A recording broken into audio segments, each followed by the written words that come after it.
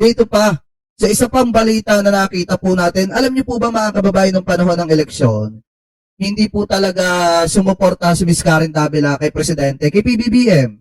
Mga kababayan, alam naman po natin na iba po talaga yung sinuportahan niya. Pero sa panahong ito ngayon mga kababayan, nakakabilib. Yung sinabi dito ni Ms. Karen Davila na kung saan, siya po ang nagsalita dito po sa ceremonial handover ng ASEAN BAC mga kababayan. So ngayon, meron po siyang nabanggit dito na talagang nakakapanindig ng balahibo. Anyway, ito i-play po natin. Not just for regional integration. This is an evening that is very important, not just for regional integration, but how the Philippines will take over the chairmanship of ASEAN. And this signals the start of a dynamic new mandate for the Philippines. Pero yun yung sino magkakakala mga kababayan na mahahawakan ulit natin yung chairmanship ng ASEAN, di ba ngayon 2026? Ang huli lang ata mga kababayan na nahahawakan natin yan nung panahon pa ng tatay ni PBBM. Kaya nga nakakabilib yung sinabi dito ni Ms. Karen Davila.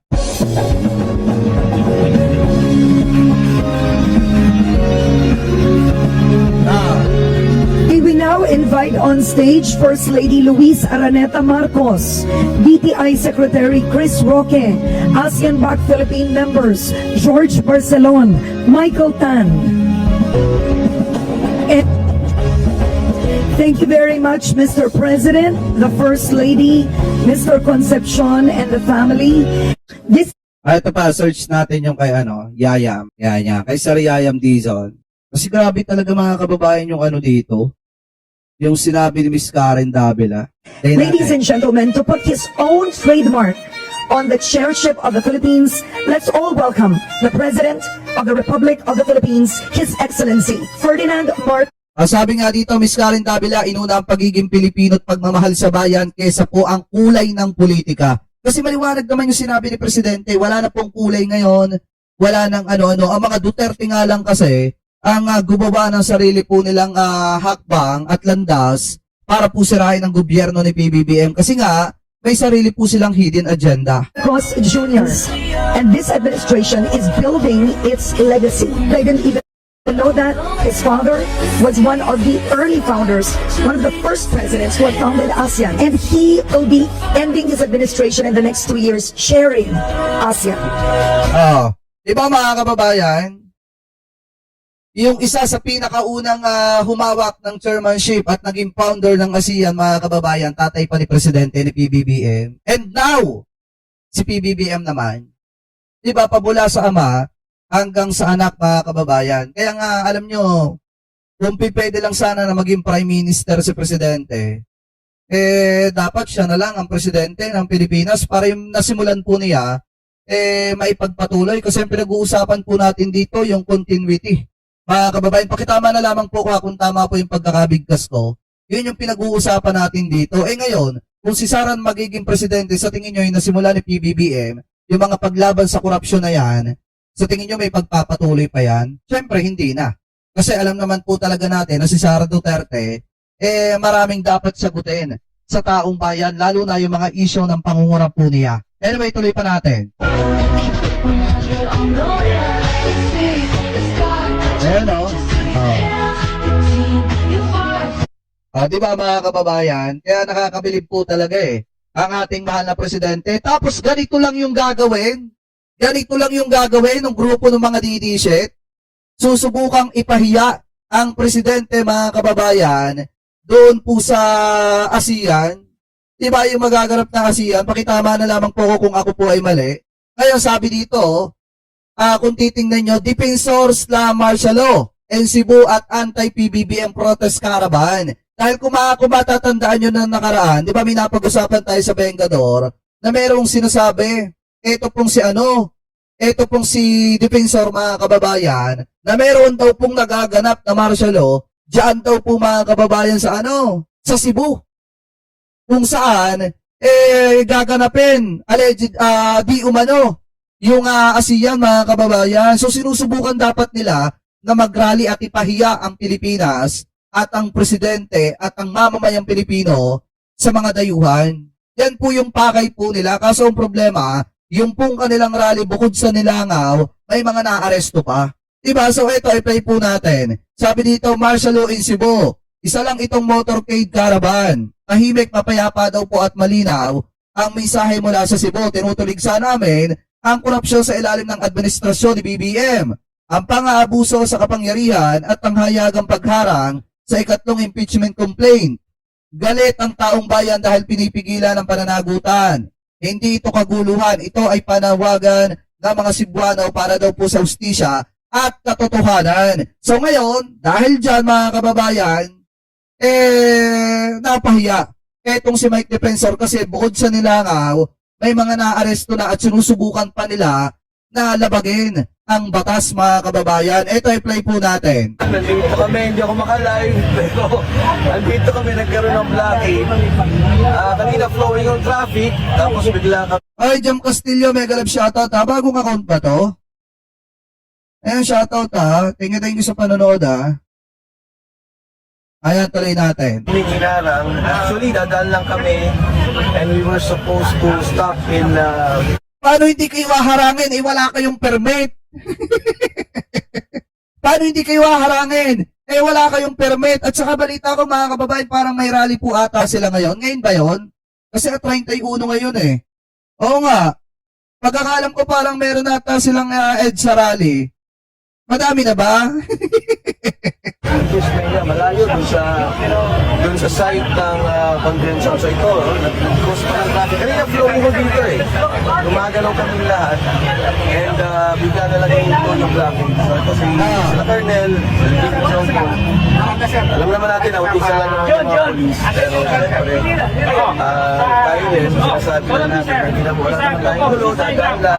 Buti na lang, Defensor, hindi ka nanalong mayor ng Quezon City.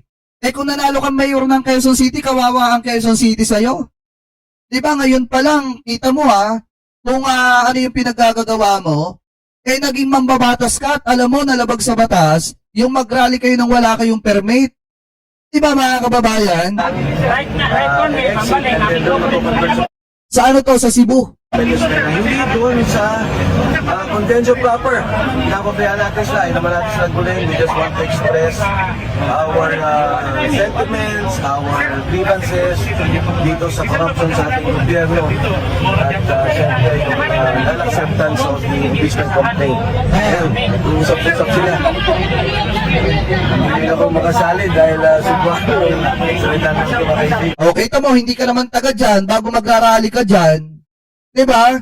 Pero inyo mga kababayan, ito nga yung mahirap kay Defensor. Nagrally sila dyan sa Cebu. Ngayon, nung nag-uusap-usap na itong mga kapulisan at yung iba niya mga kasama na Cebuano, mga kababayan, hindi siya ngayon makasali. Kasi hindi niya alam yung pinag-uusapan.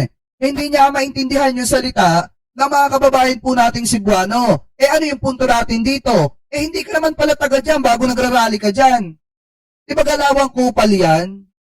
Mga kababayan, walang pinagkaiba yan doon sa isang matandang matabang vlogger na nag-vlog doon sa Ilocos Norte mga kababayan para ipakita yung mga ongoing project doon pero hindi ipinakita yung mga tapos na. Diba ito nga yung isang patunay na basta didishit bukod sa bobo bukod sa bobo mga kababayan fake news pa. Anyway, tuloy pa natin. Yung ating mga polis na Talagang makakarangin kayo. at ito yung kabuuan ng ating motorcade.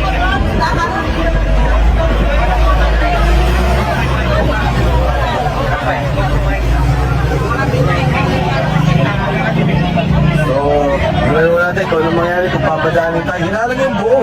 Kanina flowing mo to, bukas ng kalsadang to, nakakadaan lahat ng tao. Free flow ang traffic. Nung nakita lang yung motorcade caravan natin ay nagharangan na po. Okay. For the record, parating nagkakaraban sila dito. Never nagkagulo. Tama? Cebuano to. Eh wala nga kayong permit. Natural haharangin nga kayo. Naturingan ka pa naman mambabatas dati. Mike Defensor pero hindi mo alam na bawal mag-rally pag wala kayong permit. Never. Ngayon na hinarang. Kanina lang, nakadaan pa yung sasakyan. Pagdating natin, hindi. Wala na. Kaya nga ho. Wala namang event ang kasada. Wala. Ang event, nandoon naman sa Lapu-Lapu at saka sa Lusada kasi. Tayo, dadaan lang naman tayo. Hindi naman tayo Hindi naman natin ito, tsaka hindi ito. Oh. Moving caravan. So yan, mga kasama ko natin.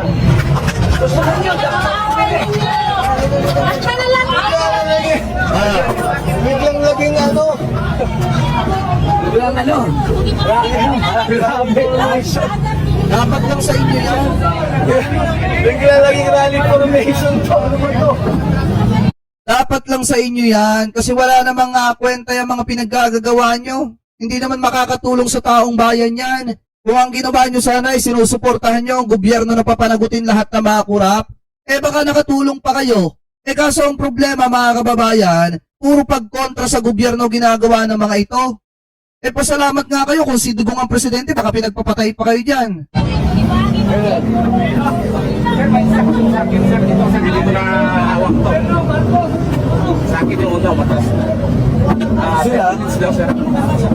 Ha? So, bukukunin nyo na Nandito kami. So bukod pa dyan mga kababayan ito pa yung isang kaganapan. Kasi sabi po dito, ito yung natalakay na natin sa Vengador pero ipi-play ko lang ulit dito. Kasi dito nyo makikita na basta didisit talaga handang labagin ng batas eh. Masunod lang yung gusto. Ito, kita nyo grupo ni Mike Defensor pinaghuhuhuli ng ating mga kapulisan. Bakit daw? Ito, pakinggan nyo. Colonel, ano nangyari? Ba't may kinuha? yung lahat ng motor na nasa Wala, obstruction of traffic lang naman yan. Huwag ulihin. Magsabihan lang. Huwag ang ulihin.